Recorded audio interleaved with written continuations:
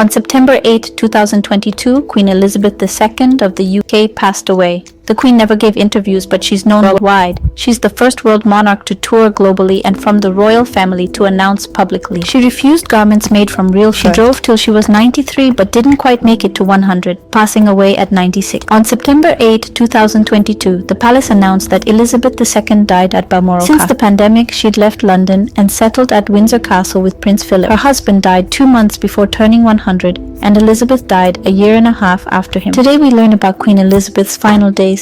4 days prior to her death, the Queen hosted a casual dinner, and her guests were the Bowes-Lyon brothers, Queen Mother's relatives. According to witnesses, that day she was smiling and in good shape. 2 days before her passing, she tended to her horses, discussing her favorite 2-year-old horse she'd trained for John. That day, Elizabeth seemed confident and cheerful, and officially appointed Britain's new minister, Liz Truss. This was the first time the Queen appointed a Prime Minister while in Scotland. She also met with Boris Johnson, who'd come to officially resign and bid her farewell. That same day, she was in a skirt, light blouse, and grey cardigan. She held not only a cane, but also one of her classic handbags. On 7th September, media shared a photo of a thin-looking Elizabeth II with a visible bruise.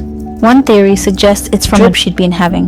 That day, rumors started about Elizabeth II's deteriorating health. Even her closest entourage admitted that the Operation London Bridge was soon to be announced. This was the plan for Elizabeth II's eventual death. The very next day, on September 8, 2022, the palace officially announced the Queen's death. The palace representatives, Elizabeth was under medical review on the morning of September. At the same time, close family members were on their way to Scotland, but unfortunately some didn't get to say goodbye and learned of her death en route.